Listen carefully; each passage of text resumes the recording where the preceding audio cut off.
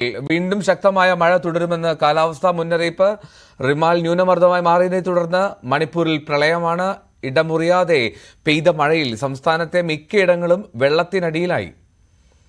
മിഥുൻ, വലിയ പ്രളയം, വലിയ വെള്ളപ്പൊക്കമൊക്കെ റിപ്പോർട്ട് ചെയ്യുന്നുണ്ട്.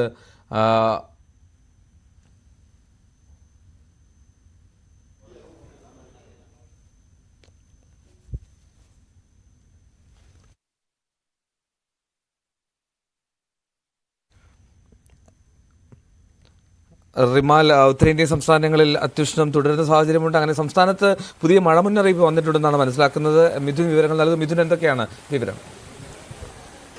എൽദോ, അതിതീവ്ര മഴ മുന്നറിയിപ്പ് ഒരു ജില്ലയിലും ഇല്ല എന്നുള്ളത് തന്നെയാണ് ഏറ്റവും ഒടുവിൽ പുറത്തു വന്നിട്ടുള്ള മുന്നറിയിപ്പ് പ്രകാരം നമുക്ക് മനസ്സിലാക്കാൻ സാധിക്കുന്നത്.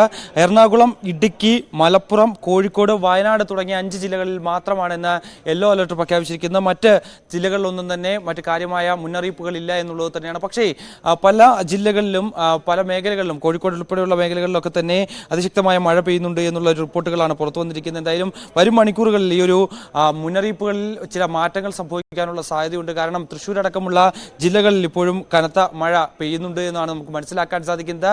കൊല്ലത്തും മലയോര മേഖലകളിൽ ഇപ്പോഴും ഇടവിട്ട് ശക്തമായ മഴ ലഭിക്കുന്നുണ്ട്. ഒപ്പം തന്നെ തിരുവനന്തപുരത്തെ മലയോര മേഖലകളിലും ഒപ്പം തന്നെ മറ്റ് ഇടവിട്ട സ്ഥലങ്ങളിലും ഒക്കെ തന്നെ അതിശക്തമായ മഴ ലഭ്യമാകുന്നുണ്ട് അറിയാൻ സാധിക്കുകയും ചെയ്യുന്നു. അതുകൊണ്ട് തന്നെ വരും മണിക്കൂറിൽ ഇനിയൊരു 1 മണിയോട് കൂടിയാണ് അടുത്ത മുന്നറിയിപ്പ് വരാനുള്ളത്. ആ മുന്നറിയിപ്പിൽ ചില മാറ്റങ്ങൾ സംഭവിക്കാനുള്ള സാധ്യതയുണ്ട്. എന്തായാലും വരും ദിവസങ്ങളിലൊക്കെ കാലവർഷമൊക്കെ ശക്തിയായതിനു ശേഷം ഇടിമിന്നലോട് കൂടി മഴ ലഭ്യമാകാനുള്ള ഒരു സാധ്യത തന്നെയാണ് നേരത്തെ വെച്ചു പുലർത്തിയിരുന്നെങ്കിൽ തന്നെ നിലവിൽ കാലവർഷം എത്തിയിട്ടില്ല എന്നുള്ളത് തന്നെയാണ് ഏറ്റവും ശ്രദ്ധേയമായിട്ടുള്ള കാര്യം. തിരുവനന്തപുരത്ത് കാര്യമായ മഴ ലഭ്യമായിട്ടില്ല. ഇന്ന് രാവിലെ മുതൽ തന്നെ ഒരു തെളിഞ്ഞ അന്തരീക്ഷം തന്നെയാണ് നമുക്ക് തിരുവനന്തപുരത്ത് നിന്ന് കാണാൻ സാധിക്കുകയും ചെയ്യുന്നത്. തൊട്ട് സമീപത്തെ ജില്ലകളിലെല്ലാം തന്നെ സമാനമായ സാഹചര്യം തന്നെയാണുള്ളത്. എന്തായാലും നിലവിൽ അലർട്ട് പ്രകാരം, മുന്നറിയിപ്പ് പ്രകാരം 5 ജില്ലയിൽ മാത്രമാണ് യെല്ലോ അലർട്ട് ഉള്ളത്. അത് എറണാകുളം, ഇടുക്കി, മലപ്പുറം, കോഴിക്കോട്, വയനാട് ജില്ലകളിൽ മാത്രമാണ്.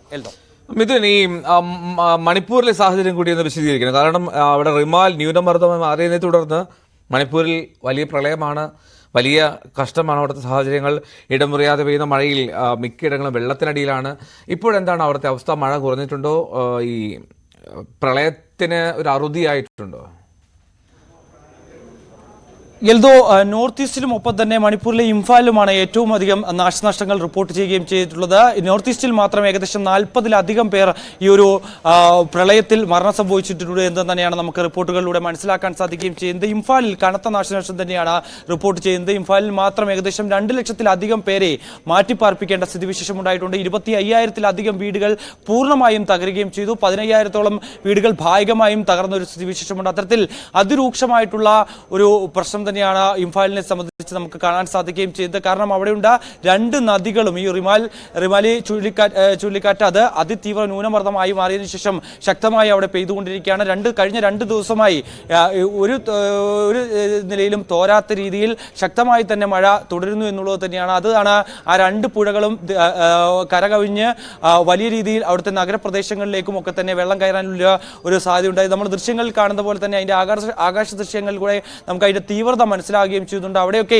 പലയിടത്തും ഈ വീടുകൾ തിങ്ങി നിറഞ്ഞിരുന്ന സ്ഥലമായിരുന്നു. പക്ഷേ അവിടെയൊക്കെ ഇപ്പോഴും വീടുകളൊന്നും കാണാൻ പറ്റാത്ത ഒരു സാഹചര്യമാണ്. ആ വീടുകളെല്ലാം തന്നെ ഒലിച്ചു പോയിരിക്കുന്നു എന്നുള്ള അതീവ ദുഃഖകരമായിട്ടുള്ള ഒരു സ്ഥിതിവിശേഷം തന്നെയാണ് ഇംഫാലിൽ നിന്ന് നമുക്ക് മനസ്സിലാക്കാൻ സാധിക്കുന്നത്. എന്തായാലും പ്രധാനമന്ത്രി നരേന്ദ്രമോദി അവിടുത്തെ ജീവൻ നഷ്ടപ്പെട്ടവർക്ക് 2 ലക്ഷം രൂപ അധിക ധനസഹായം പ്രഖ്യാപിക്കുകയും ചെയ്തിട്ടുണ്ട്. ഒപ്പം തന്നെ എന്ത് ഇടപെടൽ വേണമോ അക്കാര്യത്തിലൊക്കെ തന്നെ കൃത്യമായി ഇടപെടാൻ വേണ്ടിയുള്ള നിർദ്ദേശം നൽകിയിട്ടുണ്ട്.